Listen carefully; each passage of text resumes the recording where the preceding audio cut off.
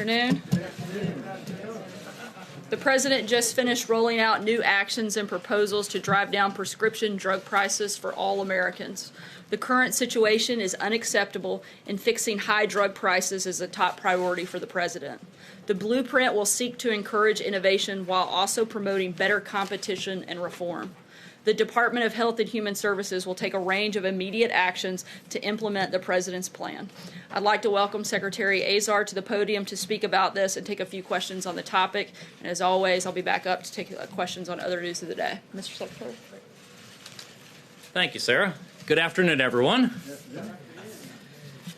Well, as the President said earlier, we need a system for prescription drug prices that puts American patients first, and one that takes care of America's patients and doesn't take advantage of them.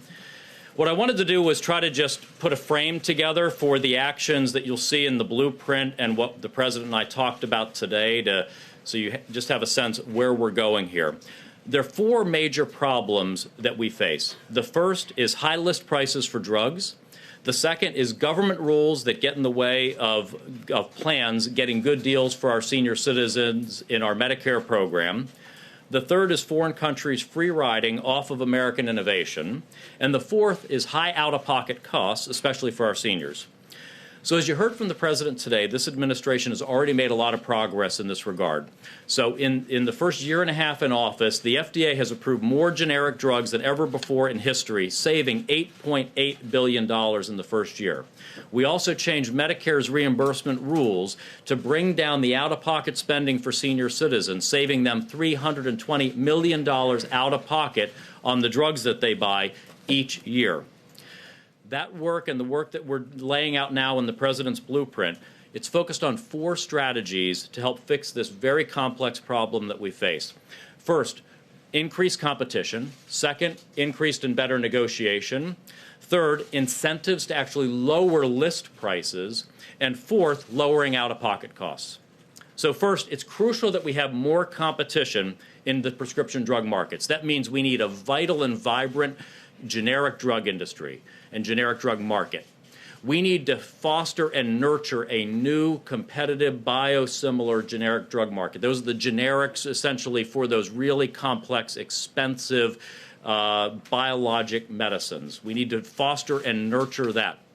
We also have to get after pharma companies who engage in anti-competitive practices and try to block the entry of generics or biosimilar products to market by, for instance, blocking access to their products so they can't do the studies they need to do in order to get approval of an affordable generic or biosimilar market. So we're going to go after all of these kinds of abuses. Second, we've got to bring more private sector negotiation and better tools to our Medicare program so we get the best deals. The Part D drug discount program for senior citizens is now 15 years old. I was there when we created it and helped to launch it. And when we did it, it's still a great program, but it had the best tools. It was the best at negotiating great deals for our senior citizens and really was able to drive tight formularies that were very efficient. And that's what's helped keep the cost of that Part D drug plan down below forecast and constantly low premiums throughout its time. But over 15 years, as so often happens with government programs, it got frozen in place. And the private sector kept adapting and learning, especially after the economic crisis in 2007, how to control drug spend even better. Okay? Part D stayed more static. We need now to bring the same tools that are available to the private sector to those Part D drug plans so they can negotiate better. We need to unleash them so they can drive great deals for our seniors. We also have another part of our program, a major part, which is called Part B. These are the drugs the physician administers. Mention those in the Rose Garden. These right now are paid basically on a list price plus a markup. They send us a bill, we write a check. There's no negotiation involved in that at all.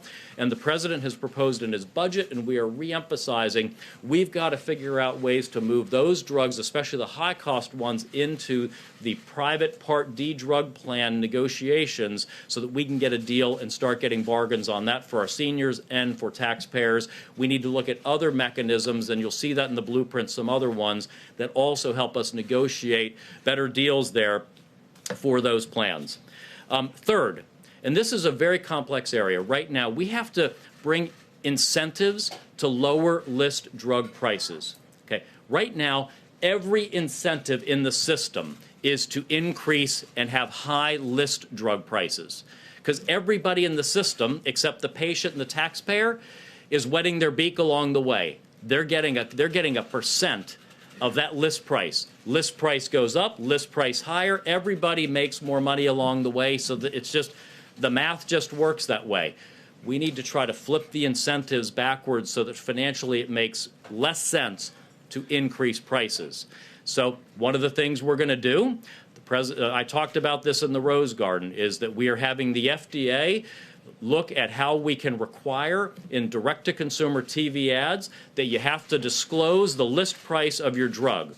We believe it's an important part of fair balance that if you're telling a patient, activating a patient to have a discussion with their doctor about a drug, telling them all the good things that drug can do for them, it's material and relevant to know if it's a $50,000 drug or a $100 drug, because often that patient is going to have to bear a lot of that cost. In addition, we have in Medicaid and Medicare some key incentives that we can turn around on list prices. As part of Obamacare, one of the deals with the pharma industry was capping the statutory rebates on drugs in the Medicaid program at 100%. We are going to work with Congress to look at overturning that cap on rebates. That, again, will make the math work so that when you increase your list price, it's going to cost you more money if you're a pharma executive thinking about raising prices. We're also proposing, we want to think about some really creative ideas in our programs of reversing those incentives. So right now in our drug discount program, if you have a drug that fits into one of these protected classes, it's almost impossible for the drug plan to negotiate and get any kind of discount from you. Okay? Well, that everybody gets that. What if instead we say, you only get to be in that protected class if you haven't raised your list price in the previous 18 months?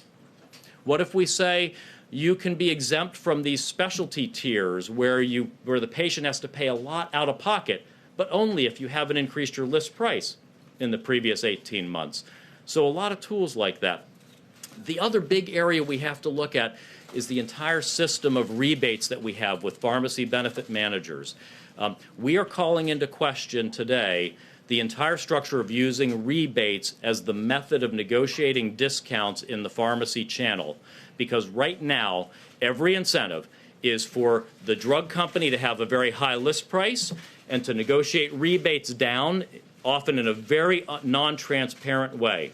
What if instead we said no rebates, flat price, fixed price in the contracts, take away this whole what's called the gross to net spread that removes then makes people indifferent to what the list price is in that system, and takes away the incentives where even the pharmacy benefit manager makes money from higher list prices. We also have a real issue that we've got to look at, which is the role of compensation for pharmacy benefit managers. They're taking it now from both sides. They're getting compensated by their customers, the insurance companies, but they're also getting compensated by the drug companies they're supposed to be negotiating against. They're getting rebates and keeping some of the rebates. They're getting administrative fees. Should we move to a fiduciary model where the pharmacy benefit manager works for the insurance company or the individual and only is compensated by the insurance company or individual?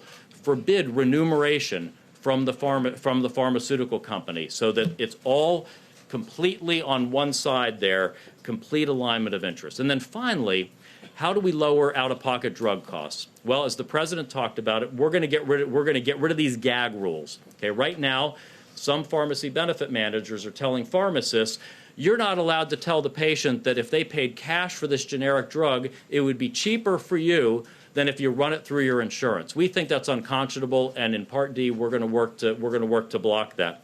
We also think it's a right that when you're sitting there with your doctor, you ought to be able to know what your out-of-pocket is for a drug you're going to be prescribed under your precise drug plan, and you ought to have that information, and you ought to have information on what competing drugs are that your doctor's not prescribing and what you would pay out of pocket for that.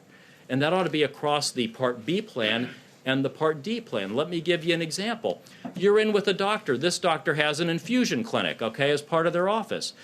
Okay, so they write you a drug that might be an infused drug. You might have a $300 copay for that. Well, wouldn't you like to know that if the doctor instead wrote you a self-injectable drug, you'd have a $20 copay? And you could at least have an informed discussion. So we think that kind of informed consumer on out-of-pocket will also help drive real savings in the system. So these are just some of the measures. There are over 50 actions that we have in the blueprint. And this is, again, not one and done. Okay? We are learning, we are open, we're hearing. We want this to be an active, ongoing process. This doesn't get solved tomorrow. It's going to take years of restructuring the system. But these are big, they're bold steps. This is the most comprehensive attack on prescription drug affordability in history by any president. And I'm just grateful President Trump is standing behind us and encouraging us to do these kind of bold measures. So with that said, let me open it up to questions.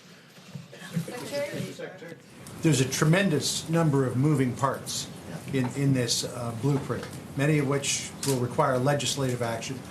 How much of this works without the rest? Do you have to do it all, or can you do just a part of it? And how much can be done through executive action versus legislation? That's a great question. Most of this, we believe, can be done by executive action. Now, we are more than happy to work with Congress on a bipartisan basis. So many of these solutions ought to be attracting bipartisan support. We all acknowledge this. These are problems we have to deal with. But we believe most of these actions are steps that we can take using our regulatory authorities, especially with the power in the Medicare program. Few of them are interdependent, and so it's not as if any one is requiring a preceding act there. We think we can attack many of these steps. It is complex, though. It is because the system is rocket science. It's unbelievably complex. And it is a very sophisticated approach, hitting at so many of the financial and business levers behind the system. Instead of throwing just sort of political speak at this as it would have been easy to do, it's a very business mindset focus on how do you actually change the underlying financial levers here to genuinely solve the problem. That's what the president wants. He wants it to actually solve the problem and lead to results. Jeff? Thank you. How soon will consumers actually see lower drug prices? Yep. So already they're seeing lower drug prices from that historic level of generic drug approval last year. That's almost $9 billion a year from all those generics on the market. The cuts that we made on how we reimburse on Medicare drugs, $320 million a year from that already. As we make more of these, we are certainly moving forward with any of these changes to make sure that they're going to see it in the pocketbook right away. It's going to take time. Some of this will take regulatory action. We'll have to go through the administrative process. But I can tell you, as soon as I walked out of the Rose Garden, you know what the first question the president and the chief of staff had was? When's the execution? I want the execution framework. We're going to have a meeting next week on the timelines and getting it all done. So is it a matter of weeks or is it months? The consumers could actually see that benefit? It's going to be months for the kind of actions that we need to take here. Again, it took decades to erect this very complex interwoven system. We're talking about entrenched market players, complex financial arrangements that would have to be redesigned. So I don't want to overpromise that somehow, on Monday there's a radical change, but there's a deep commitment that this is fundamental structural change that we're talking about to our system. Yes? Mr. Secretary, thank you very much, sir.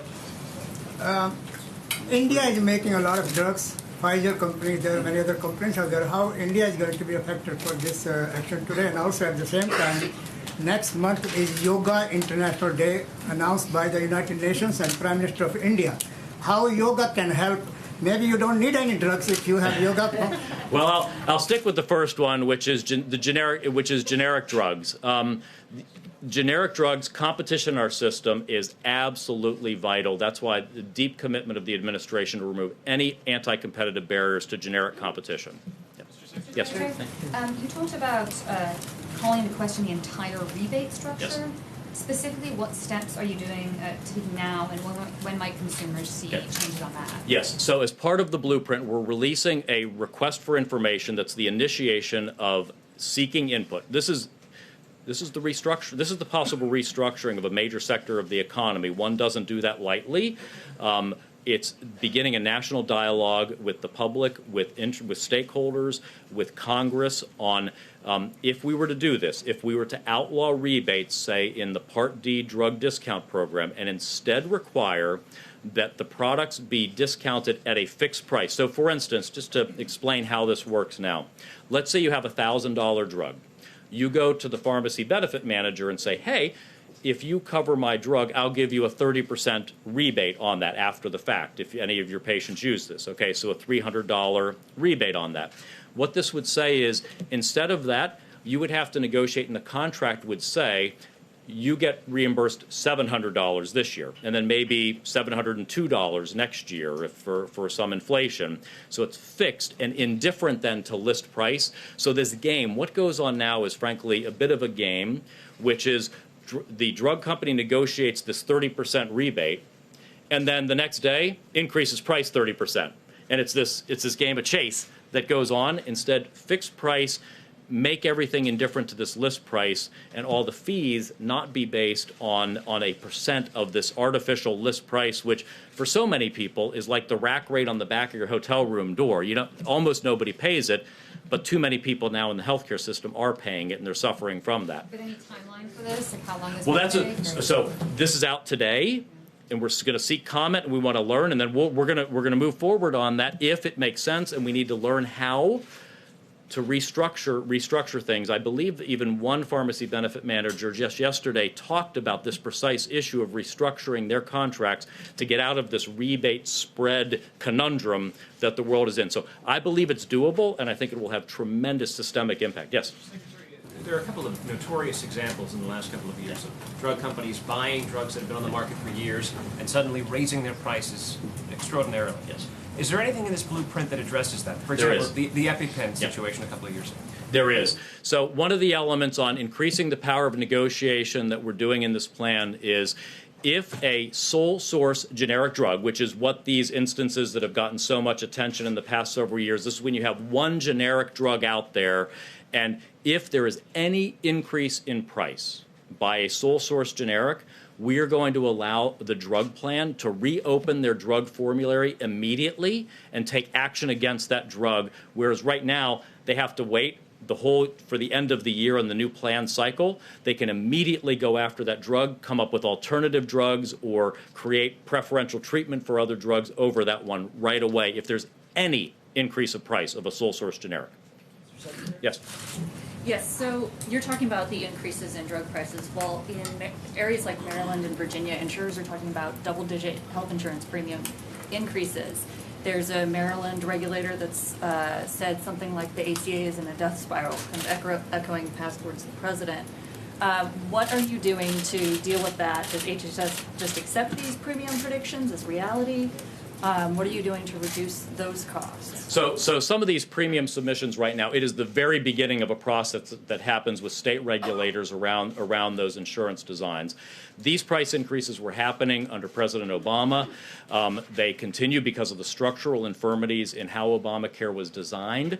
This is why the president has been so adamant about producing alternative, affordable options for patients, because for so many, the 28 million forgotten men and women in this country have been forced out of the individual market and are sitting there without insurance, even though they were the promise they would have accessible, affordable, competitive insurance that they could keep. 6.7 million Americans paid $3.1 billion in the Obamacare taxes for the privilege of not buying insurance they couldn't afford and didn't want. And 80% of them make $50,000 or less. So we're trying to bring short-term plans as an option for people. We're trying to bring association health plans out of the Labor Department as options for people. The president is just, we want to keep looking for more options to get people out of some of the traps that the Obamacare system has created of these high-cost and uncompetitive plans for people. Yes? Go ahead. Mr. Secretary, I had a question about another issue at HHS, actually. The Justice Department has indicated the department is set to change an Obamacare rule that would bar medical practitioners from denying medical treatment to transgender people, including gender reassignment surgery. Will HHS repeal that rule? I'm not familiar with that particular issue, so I'm gonna talk about drug pricing. I'm not familiar with that. I'll look into that when I get back over to the department. Thank you. Yes. Thank you. So you talked about Medicare Part B negotiating better prices. That is the same thing that the president referred to when he said that other countries' socialized Medicare medicine systems are ripping us off. Why is that okay for Medicare but not for other countries? Oh, so the difference is having entities negotiate in a competitive environment. So what happens in some of these socialist countries, I dealt with them in the past, what they do is they say, you don't come into this country unless you pay this low price. And here's a low, below market, non-competitive price. You either pay it or you don't come into this country. And they don't really care if the people of their country don't get access to that drug, and people aren't informed even that they don't have access to that medicine in these rationed systems. And so that's completely different from what we're doing, where we're harnessing the power of the private negotiating market to negotiate deals. So, for instance, the way Part D works, the system that we want to try to emulate and use tools from in that Part B, is one drug plan might say, I'm not going to cover this drug because I didn't get a good enough deal. And then another plan might cover that drug because they think they got a good enough deal. But the key is the senior citizens in the driver's seat. They get to say, all right, then I'm going to choose, I need that drug. I'm going to buy this plan, and I'll pay the premium for that plan because I want insurance there. You know, if you're in a socialized country, it's one size fits all. You can't exit except getting on an airplane to America where you can get access to that medicine. So, yes. Thank you. When people hear about this plan, read about this plan over the upcoming days, they're presumably going to learn about yourself as well, and they might say, wait a minute, somebody who was a pharma executive is now going to be the one in charge of lowering drug prices. How is that going to work? Your pitch to Americans that they can trust you to oversee this effort would be what? I'd say trust us by our actions and by the deeds in the blueprint. Over 50 action plans that are hard-hitting. It's the hardest-hitting plan ever proposed by a president across the entire spectrum of every player in this industry to drive down drug prices and make drugs more affordable. And this is I know this from having been on the other side running a drug company in these issues, which is I actually looked at if you could lower drug prices. It didn't work for any one company. This is how perverse the system is. You put yourself at a disadvantage in the system by having a lower list price drug than others. Again, because every player in the system makes more money as a percent off of that list price. This is precisely why I'm so excited to be here in government with the knowledge that I've got and this team has about how we can change the rules of the road and actually change the system so that we can reverse those incentives to make that work, make those choices work, bring down drug prices, and make things more affordable. Are you suggesting that when you were running a big pharmaceutical that one of the reasons why you couldn't lower the price was because you were at a disadvantage? And if that's and do you regret the math that doesn't it's gotten work to this point as somebody who was in that position? The system doesn't make that work. My job now with the President's Commission is to make that work so that the incentives work to actually bring prices down, charge less on the list price. That's exactly what we're about, is to fix that, because no one company on their own can change that dynamic. The entire system actually is built for increased prices and high prices. This plan reverses those dynamics. Let's take one last question. Okay, yes. The president said in the Rose Garden that you guys were going to try to stop pharmaceutical companies from using patents to extend their monopoly. I'm wondering if you could walk through exactly what new patent process you plan to change, if it's going to extend beyond what we saw in the budget proposal a few months ago, and whether we should expect to see sort of increased enforcement on pay-for-delay deals. Yeah, give you one or two examples of the kinds of abuses we're talking about. You know, to be able to bring a generic drug to market or a biosimilar to market, you actually have to prove that your version, your copy of it, is bioequivalent to the innovator medicine. Well, you have to have access to that medicine to be able to run the tests and studies.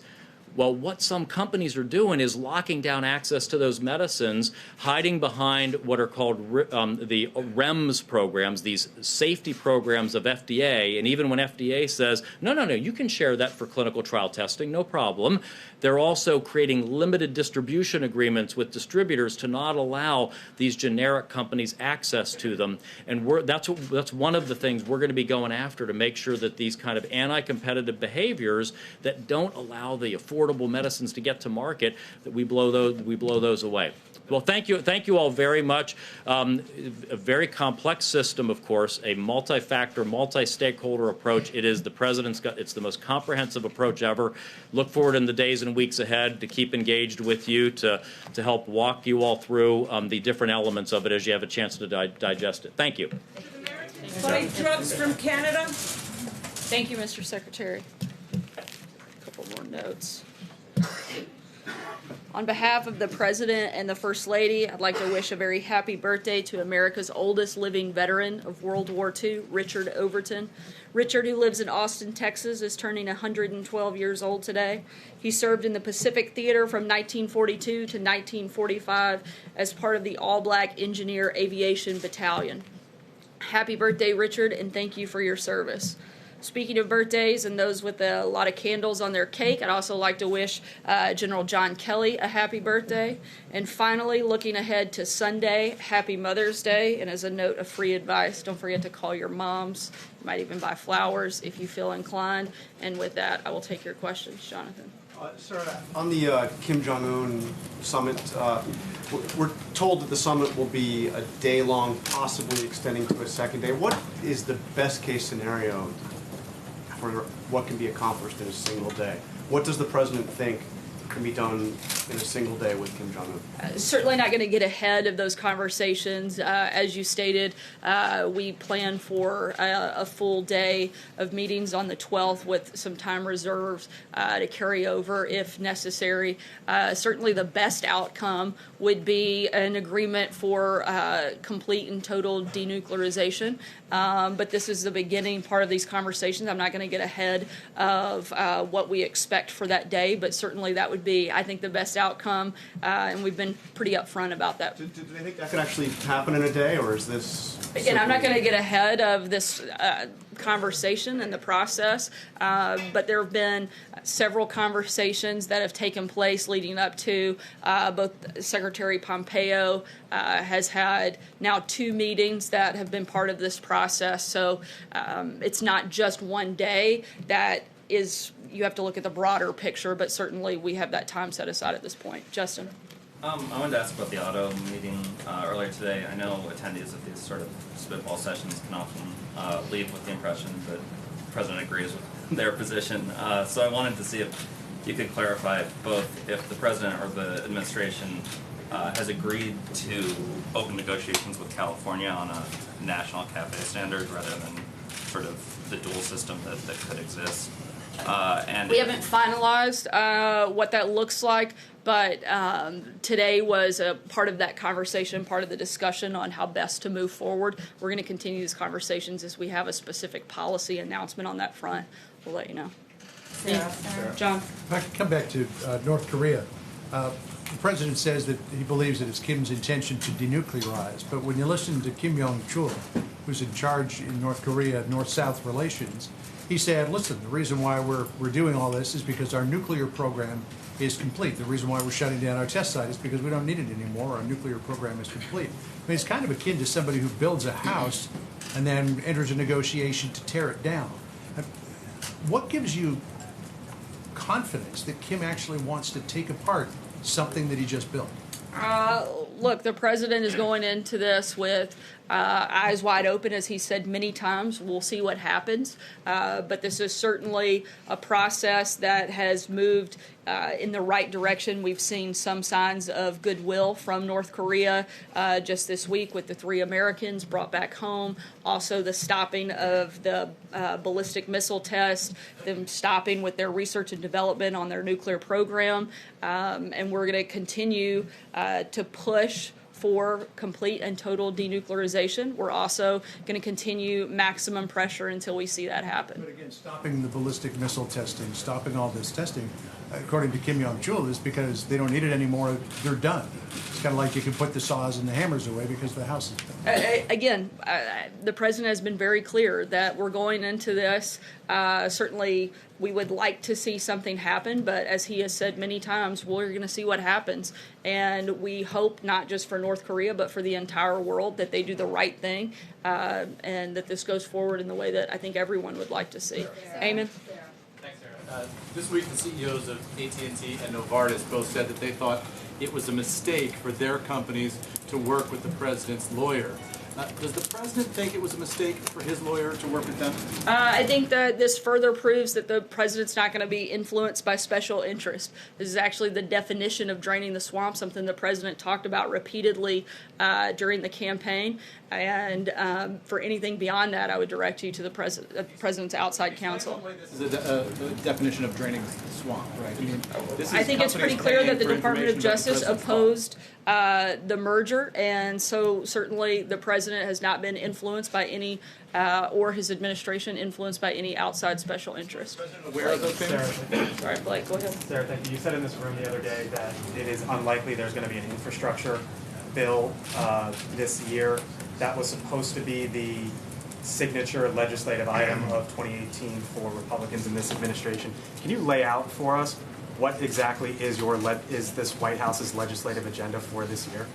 Certainly, we'd love to see something done on immigration. It's something the president has been talking about for a long time. We've laid out the principles and the priorities that we'd like to see as part of an immigration package. There's still some movement on that front, and we would still like to see something happen. We'd love for Congress to actually show up, do their jobs, Democrats to stop opposing good legislation and actually fix our broken immigration system. So is it fair to take from that answer that immigration is now the signature priority item this year? It's been a constant priority for the president and something we'd certainly still like to see. David? Sarah, thank you. Two questions. We've heard a lot about White House aide Kelly Sadler and her comments about Senator McCain reportedly saying in a meeting that the president shouldn't worry about the senator's opposition to the nomination of Gina Haspel because he is dying anyway.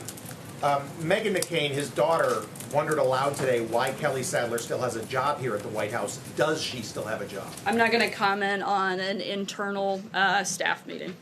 And then secondly, I'm sorry. Sorry, you had two questions. President Trump said today that he still has faith in EPA Administrator Scott Pruitt. Do you know if he was aware when he said that about these new Freedom of Information Act documents that showed last year Administrator Pruitt had dinner in Rome with a Catholic cardinal who was under investigation for child sex abuse? I'm not aware of that. I haven't spoken with the president about Administrator Pruitt today. Catherine? Following up on that question about Kelly Sadler's comment, does the White House not think that you need to condemn these remarks or comment? Again, I'm not going to validate a leak one way or the other out of an internal staff meeting. Are you saying that you didn't say this? Again, I'm not going to validate a leak out of an internal staff meeting one way or the other. Jonathan? Does the president regret what he said during the campaign about John McCain when he said he wasn't a war hero? He prefers people that weren't captured? I believe the president has spoken about that. I haven't talked with him specifically about that. Jeff? If you won't comment on this specific comment, what does the White House believe about Senator McCain? And is there a tone set from the top here where it is allowed for an aide to say he's dying anyway? Certainly, there is not a tone set here. We have a respect for all Americans, and that is what we try to put forward in everything we do, both in word and in action, focusing on doing things that help every American in this country every single day. And I think if you look at the policies we've put forth, you'll see that reflected. Why not just apologize to Senator McCain? Again, I'm not going to get into a back and forth because people want to create issues of leaked staff meetings. Does the president have confidence in Secretary Nielsen? As we've said many times before, if the president no longer has confidence in a cabinet member, he'll let you know. In that regard, what more does the president think Nielsen could do now under the law that she hasn't done already? Does he really want her to close the U.S.-Mexico border? The president wants us to do a number of things. He wants us to work with Congress, as we've laid out time and time again, and as we've called on them to do. If Democrats in Congress would stop playing political games, we'd love to secure the border. We'd love to close the loopholes in the system. We would love to get a fix on DACA. There are a number of things that we've laid out, and we'd like to see all of those things get done. Does he support the Republicans pushing to get a vote on the floor of the House to get this issue going? If it addressed all of those problems, certainly we would support things that actually fix the broken immigration system that we have. Stephen. The Secretary of Homeland Security had a statement last night in which she said that the president was rightly frustrated by congressional inaction. Why was that frustration reportedly expressed at the Secretary herself? She doesn't serve in Congress, and she can only act under what's enacted in law by the Congress. So why did the president direct his frustration specifically at her at the cabinet meeting? Again, I'm not going to get into a back and forth with you guys on an internal meeting. However, I can tell you that both the president and the secretary share the frustration that Congress is simply not showing up to work and getting their job done. Democrats have got to stop playing games. They've got to stop doing this just because it's a midterm year. They still have to do their job, and we would like to see them fix our immigration system. Not only is the administration frustrated, but Americans are too. 80% of Americans would like to see this problem fixed. They want something to be done. They are begging Congress to do it, and certainly I think not only does the president have a right to be frustrated, he has a right to be angry, and he is, and he's going to express that. He's done it both publicly, and he's going to continue to do that until we can actually fix this problem. Mike? NAFTA, is the White House on track to meet Speaker Ryan's deadline next Thursday? I'm sorry, can you speak up? Is the White House on track to meet Speaker Ryan's deadline next Thursday on NAFTA? We're continuing in these conversations, and we've made progress, and hopefully we'll get there. By Thursday, is the president really willing to revisit this after the elections in Mexico and the midterms? We'll let you know. Sarah, just a quick follow-up on one of my colleagues. To be clear, does Kelly Sadler still work at this White House? Yes, she does. She does. Okay, and to follow up on that, more broadly, does the president set the tone? Does he bear responsibility for the tone within this White House? The president, as I mentioned just a moment ago, supports all Americans. If you look at what he's doing every single day, he's showing up to work. He's working hard to make this country better, whether it's through building our economy, creating jobs, defeating ISIS, fixing our judiciary system, helping with the illegal immigration problems that we have. The president is addressing a number of issues. That is what our focus is. That is what we are doing here every day, and that is what the president has, I think, laid out very clearly what his interests are. My question is a little different. Does he bear responsibility for the tone set here at the White House and all of the staffers who work here, frankly? It certainly does, and I think he has done a good job of laying out what the priorities of the administration are, and that what they are doing is helping impact Americans all across the country. Sorry, Kristen, I'm going to keep moving. So many of us have spoken Kristen, to I'm people going to keep who going. said they Go heard ahead. these comments. Do you say that they're lying? Sorry, go ahead. Are they lying, Sarah? Sarah, General Kelly came out and endorsed in an NPR interview a pathway to citizenship for temporary protected status recipients who have been in the United States for quite some time. Does the president share General Kelly's view on that? I haven't seen that specific comment from the interview. I certainly know that both the president and General Kelly want to fix the system. I'd have to look at that specific comment in the interview. Did General Kelly oppose the administration's push to end TPS and actually give a deadline to some people who have been here for over 20 years to leave the country? Did he Again, specifically I would have to look at the comment before I could weigh in. Right here. Sorry, go ahead. South Korea has a huge stake in whatever Trump and Kim agree upon. Will President Moon or another representative of South Korea be at the talks? I don't believe that there are plans for them to be part of that specific day, but certainly have been a partner in this entire process. And as you know, President Moon will be here on the 22nd to continue those conversations, and we continue to be in lockstep with the South Koreans. Hunter? Thank you, Sarah. On Wednesday, the president tweeted, quote, "The fake news is working overtime," and he said 91% of the network news about me is negative, parentheses, fake. Do you have the view that all negative stories about the president are fake? No. Why would he say that then? I'll take one last question, Aisha. Here? Aisha, right here. Thank you. Just to follow up on these payments that Michael Cohen received from AT&T and Novartis, you said that this is a sign that the president won't be influenced. But just to clarify, does the president think it's appropriate for his personal attorney to be collecting payments from private companies, presumably saying that, or presumably promising to influence policy or to give them strategy on government policy? I think the bigger point is that the president isn't going to be influenced by outside special interests. He's going to do what he finds to be in the best interest of Americans across the country. Thanks so much, guys. Hope you have a great weekend, and happy Mother's Day. Happy Mother's Day.